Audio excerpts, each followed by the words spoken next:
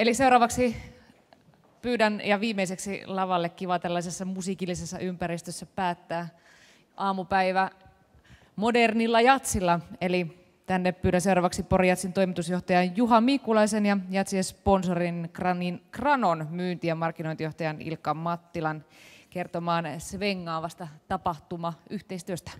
Tervetuloa.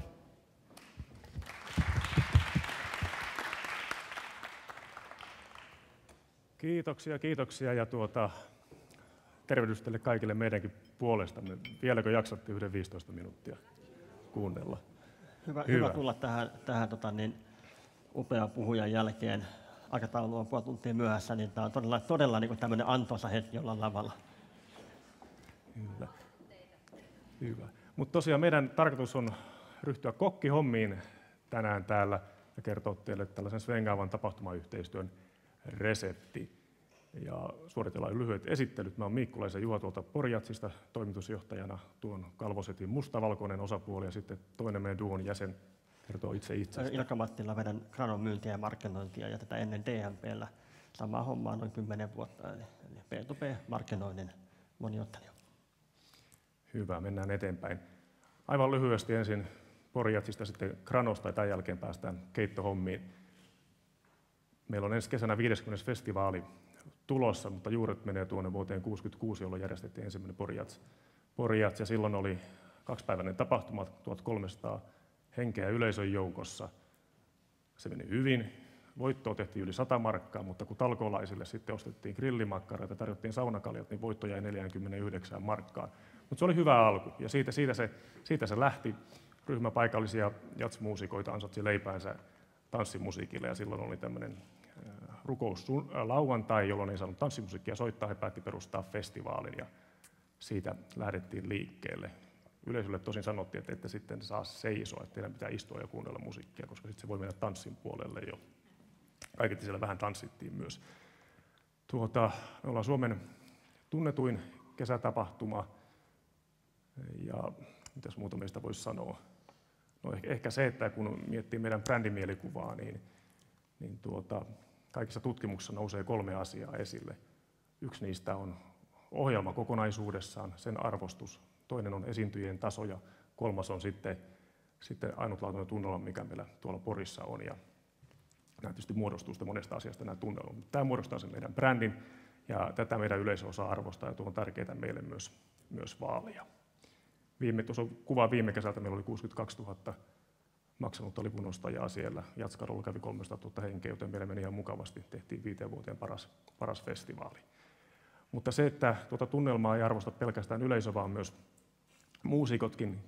Kim taisi puhua tuosta Tom Pettistä, hieno artisti.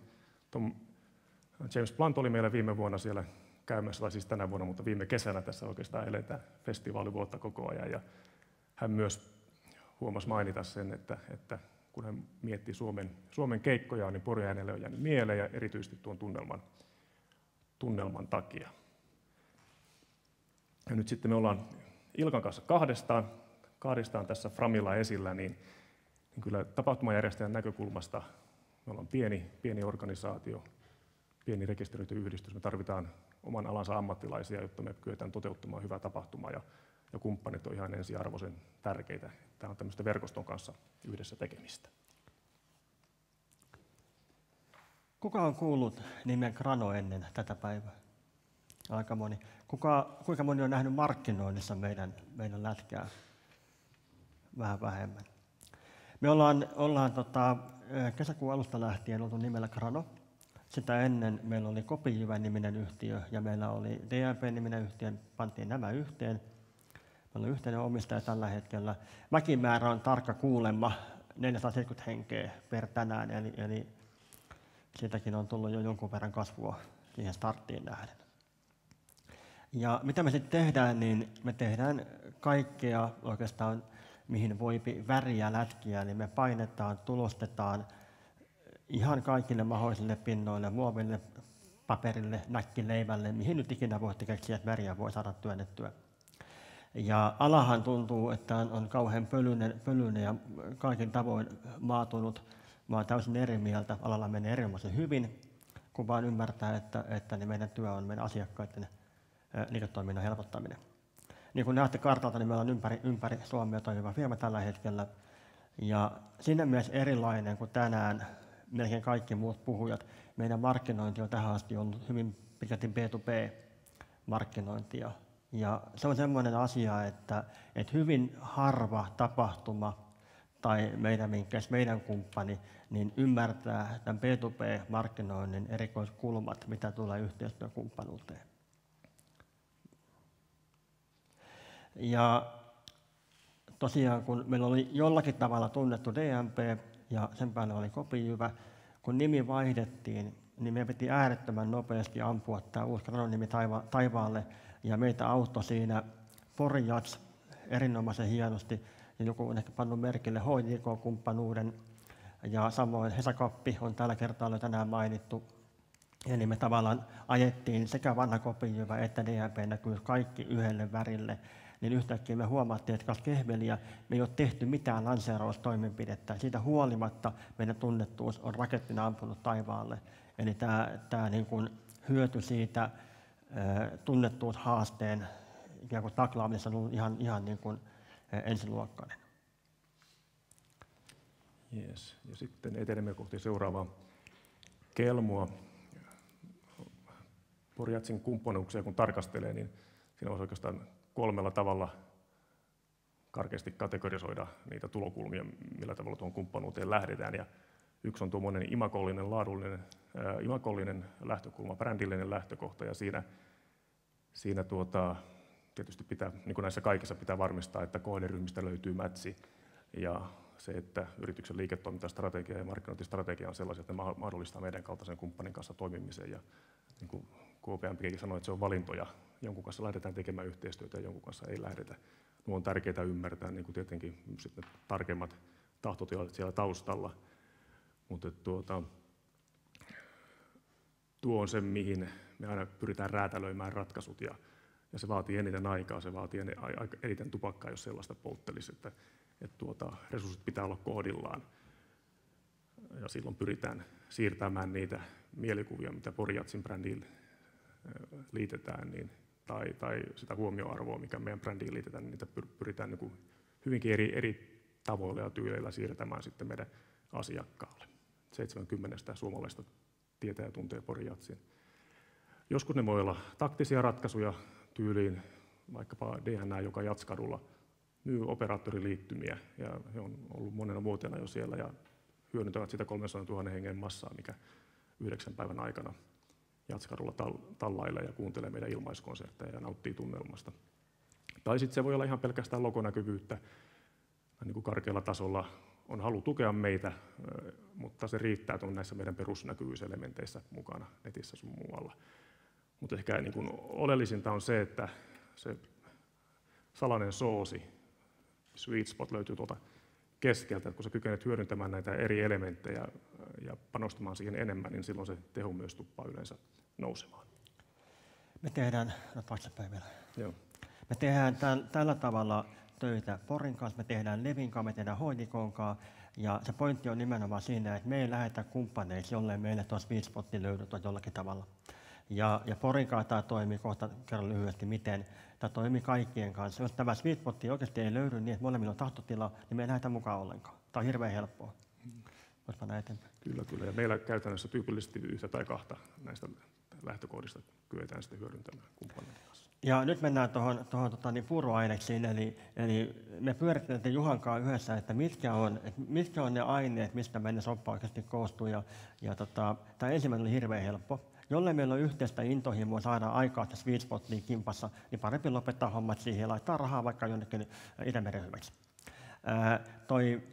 Mä kuuntelin muutama seminaaria, semmoinen kuin herra Branson ja sitten taisi olla meiltä vielä ST1 Anttonen, kun kysyttiin, että mikä on tärkein yksittäinen tekijä, että firma lähtee ylös ja menestyy ja toimii, niin molemmat herrat sanoivat saman tien, että se on intohimo, passion.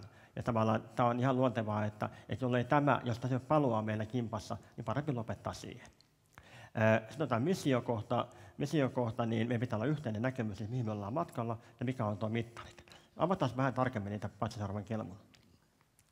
Eli miten me pyöritettiin intohimoa, niin se on tämä sydämen palo siinä, että kun mä olin itse 14-vuotias, Juha on mua 5 vuoden vanhempi, Juha on Porista. 69. Juha joo, vuoden vanhempi. Juha on syntynyt mä synnyin Porissa, entäs sinä? Iitissä. Oi herran jumala. Mutta Porin on muuttanut nuorena miehenä jo. Joo, hyvä näin. Jos Porijats ja aikoinaan DMP nyt Grano arvotetaan omalla alallaan intohimobrändeiksi, me lähdetään kimppaan tekemään duunia, eihän me voida sitä tehdä mitenkään muuta kuin tunteen palolla. Ja se johtaa sitten tietenkin jatkojuttuihin päästä eteenpäin. Meidän yhteinen missio, meidän pitää pystyä tuottamaan yhä uusia elämyksiä, kuitenkin niin, että se vanha tausta on säilytetty. Tämä voi tuntua, että on diipanaapa lätinä, mutta kyllä me aika paljon mietitään joka vuosi sitä, että millä tavalla, mitä uutta me tuodaan sinne kadulle, entä kirurgiin, millä tavalla voidaan niin kuin sitä jengiä yllättää. Ja tuo missio on kyllä kaiken lähtökohta, että löydetään semmoinen yhteinen intohimo sille tekemiselle. Ja molemmat käärii tosissaan hihoja. Porijatsin missiona on tuottaa ainutlaatuisia elämyksiä meidän yleisölle, sellaisia elämyksiä, mitä halutaan yhä uudelleen kokea. Ja sitten kun me saadaan kumppanin kanssa tuota hiottua meidän näköiseksi yhteiseksi missioksi, niin siitä hyötyy kyllä sitten meidän yleisö myös. Ja esimerkiksi nyt kun tehtiin aika isoja muutoksia viime kesään, meidän tämmöistä piknik-tyyppisen festarin palvelumallia muutettiin paljon. Me haluttiin tehdä itse isoja muutoksia, mutta jonkun verran tuli muutoksia myös ulkoapäin annettua, muun muassa nämä alkoholikuviot. Niin kyllä me siinä paljon keskusteltiin teidän kanssa ja mietittiin, että niin kuin, mitä oppeja me kenties voitaisiin ammentaa teiltä, jotka olette myös toisissa tapahtumissa mukana. Niin, tämä käytiin läpi myöskin, mitä me Levillä tehdään. Yksi tämmöinen juttu oli, kun olette käynyt Porissa, on se, että vanha tavallaan yleinen iso vippi, niin sä et nähnyt lavalle. Eli tavallaan se vippi oli vain mun mielestä, sori Juha, se oli mun mielestä vaan ruokala. Että lähdettiin miettimään, miten me saadaan ne vipit silleen, kaikki tuotuu paikalle, että kaikilta vipeiltä näkyy lavalle ja kuulee sen musiikin. Että näitä me pyöriteltiin. Mittarit, täällä puhuttiin monen kertaa mittareista. Meillä on erinomaisen tärkeät mittarit molemmilla jengeillä. Ja oikeastaan kaikki se, mitä me tehdään Granolla, kaikki mitataan. Ihan joka ainoa asia. Ja kaikki mittaamisen jälkeen vasta päätetään, miten me tehdään seuraavasta jatkossa. Ja tämä on meille ihan oleellinen asia, mutta myöskin Porille. Ja tuo viimeinen bulletti, niin vähän pyöriteltiin, miten toi voi tuonne laittaa, niin me ollaan aika isollakin kirjaimilla juteltu yhdessä välillä asioista, että ei oltu tyytyväisiä jompikumpi johonkin asiaan, sitten on käyty läpi hommeli, pöytä on puhas, menty eteenpäin. Joo, se on oikeastaan ainoa tapa kyllä kyetä edistämään asioita se, että jos sinne jää jotakin hampaankoloon, niin voi olla, että se synnyttää reijän ja se on pakko saada sieltä hampaankolosta pois. Jos nyt sitten mietitään Porijatsin mittareita, niin meillä on varsin yksinkertaiset mittarit. Me ollaan rekisteröity yhdistys ja me ollaan voittoa tavoittelematon yhdistys, mutta kun mietitään sitten niin kuin tulevaa kehittämistä, niin siitä näkökulmasta on syytä tehdä aina pientä tulosta. Joskus se onnistuu, joskus se ei onnistu, kelit vaikuttaa muun muassa paljon, mutta silloin kun me kyetään tekemään tuloksellinen festivaali, me saadaan tukea meidän kumppaneilta, me kyetään kehittämään tätä toimintaa, mikä vaikuttaa myös siihen tuloksellisuuteen ja yleisön tyytyväisyyteen, niin silloin me ollaan oikealla uralla. No toisena asiana, mikä nimenomaan Granon niin kanssa toimiessa on helppo todentaa, on se, että brändinäkyvyys on täysin oikein ja se on tehty laadukkaasti. Brändi on meille arvokkain asia, mitä me omistetaan ja tuossa on hetken päästä pari esimerkkiä. Jos siinä tulee käpäyksiä, niin me sitten kärsitään niistä useita vuosia. Ja ehkä kolmantena se, että kun paljon sattuu ja tapahtuu tapahtumatuotannossa, huomataan asioita H-hetkellä, että nyt tuosta kohtaa puuttuu jotakin tai tuosta näkyy vessoihin suoraan ja kaikki strategiset paikat sun muuta, niin meidän pitää niin kuin kyetä varsin nopeata palvelua saamaan oikeaan aikaan, oikeaan paikkaan. Ja se oli teidän kohdalla se, mikä merkitsi aika paljon. Ja tämäkin me kyetään niin kuin tilausten kautta kyllä mittaamaan. Nyt mentiin leuhkasti eteenpäin. Eli tuossa on nyt muutamia esimerkkejä, miten me Granoa hyödynnetään. Meillä on vuosittain vaihtuva ilme. Joka vuosi meillä on tehty uusi ilme. Erik Brun on tänä vuonna suunnitellut meidän juhlavuoden julisteen, kun meillä on 50. festivaali. Lavan taustalla on aika usein meidän festivaalijuliste, mutta sitten lavan kehykset ympäröidään meidän tämmöisellä yleislogolla ja kaikki nuo pitää olla pilkun päälle kohdalleen. Meidän mittareissa lyhyesti myynti, niin kuin näette, myynti on ykkönen. Sitten tulee väli, se on tyhjä paikka, siinä ei ole mitään. Se tyhjän paikan jälkeen tulee nämä muut asiat. Voin sanoa ilokseni näin, että emme enää olisi kumppaneita, mikäli myynti ei olisi toiminut meidän niin kuin pitää patsa eteenpäin. Tuolla näkyy nyt viime kesän VIP-alue. Eli meitä kiinnostaa se, että kun tänne Poriin tulee VIP-vieraita. Hyvin harva ostaa itse VIP-lippuaan, joku ostaa sen lipun aina. Ja minkä tähden VIP-lippu ostetaan kaverille, kun kaveri ostaa jotain, eikö näin? Hirveän helppoa. Meitä kiinnostaa joka ainoa ihminen, jolle joku muu ostaa lipun Poriin. Tämä on äärettömän helppo asia. Silloin tämä joku, jolle se lippu ostetaan, niin päättää jostain hankinnoista. Semmoista putiikkia ei olekaan, joka ei osta jotakin tuotetta, missä on väriä. Se on, jotakin ostetaan väistämättä. Esimerkiksi tämmöinen lappu täällä. Niin ne on kaikki meidän potentiaalia, me mennään eteenpäin. Tämä on tämä niin sanottu mun kielellä navettavippi, eli silvervippi, eli yleinen vippi. Niin jos ihminen on täällä ollut, niin vaatii noin 6 promillea, ettei tiedä, että Grano on ollut paikalla. Tämä on niin kuin se juttu että me puhuttiin viime vuosi sitten, oli vähän liian vähän näkyvyyttä meillä. Mä olin vähän tyytymätön siihen, sitten Juha Kumpainen päätti, että tänä vuonna ei ole. Ja niin kuin ehkä voitte huomata, tänä vuonna oli hommat kohdallaan, ja näin ollen, niin kun meillä päätettiin jatkosta, oli hirveän helppo päättää, että osas mennään eteenpäin. Seuraava. Tuossa lyhyesti kerrataan meidän resepti tähän tapahtumakumppanuuteen, niin yhteinen tahtotila on ensin löydettävä ne mittari, mitä haetaan, onko se molemmille ok. Ja ne mittari pitää olla molempiin suuntiin. Pitää jatkuvasti tavata, ei vain johtotasolla, vaan kautta linjan, mutta johdon pitää katsoa samaan suuntaan. Jos on pelkkä markkinointipäällikkö pyörimässä, ei johda yhtään mihinkään, sori. Kyllä, ja mä voisin oikeastaan tuohon sopimuksen kestoon todeta, mitä aikaisemmin on täällä jo tämän päivän aikana alleviivattu, että ensimmäinen vuosi menee kuitenkin herkästi opetteluun ja yhteisten pelisääntöjen luontiin ja toisen ymmärtämiseen. Että kyllä ne hyödyt saadaan sitten vähän pidemmällä jänteellä ja pitkäjänteisellä työllä. Ja tuosta kulusuhde meidän oppien mukaan 2,5 kertaa diilin hinta. Silloin meillä on summa sille, että homma lähtee laulaa. Ja tuo viimeinen pointti on se, että soppaisi lukee semmoinen hirveä litania aina, että Granolla on oikeus hyödyntää näitä. Kukaan ei ikinä käytä niitä, ne unohtuu, ne hävii jonnekin. Me tehtiin Levillä testi vuosi sitten, me käytettiin kaikki mahdollinen. Sen Levin rinne oli yhtä pelkkää meidän brändiä alusta loppuun. Ne tuli vähän sanomista. Miten helvetissä näillä voi olla tämmöinen näkyminen, ne maksaa vähemmän kuin me.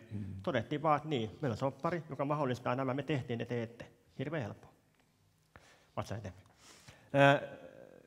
Viimeinen kelmupari. Täällä on meidän henkilökuntaa, jotka ovat omalla vapaa-ajallaan, lomallaan Porissa myymässä jakkaroita.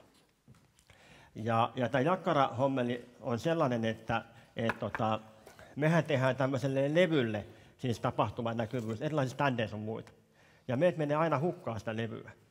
Aina kun me pannaan mitä tahansa, vaikkapa Elinan töitä levylle, niin kaikki kulmat kun jää tyhjäksi, me pannaan näitä meidän palasia sinne. Eli vuoden aikana meillä syntyy noin 1000 jatsjakkaraa. Eli tämä on ihan hukkatavaraa. Nämä syntyy vuoden aikana automaattisesti. Sitten meidän oma bändi lähtee omalla lomallaan, vapaa-ajallaan myymään näitä sinne. Me saadaan ihan hyvä raha näistä jakkaroista sieltä jatsista. Kyllä, saanko mä kokeilla? Ole hyvä. Kestää 90 kilosen miehen ihan mainiosti, oikeinkin hyvin. Tämä on ollut meidän aika hitti. Ja samoin niin kuin tuo tuotekehityspuoli, tähän oli ekana vuonna, otti vähän hittiä, kun täällä ei ollut mitään vahaa alla, niin kun tuli vettä, niin tästä tuli vähän suruinen jakkara. No sen jälkeen kehitettiin semmoinen vahalaari, me tipattiin vahaan noin päät. Niin nyt kestää myöskin veden ihan hienosti. Niin kuin näette, tämän vuoden jakkaramyyntikoju on tuolla, niin siellä on ollut aika iloinen meininki ja pörinä. Ja tästä saa myöskin Pori-hyötyä, eikö näin? Kyllä se näin on, että päivä on pitkä olla piknikillä ja tämmöinen varsinkin huonopolvinen ihminen ei kykene filtillä koko päivää istumaan.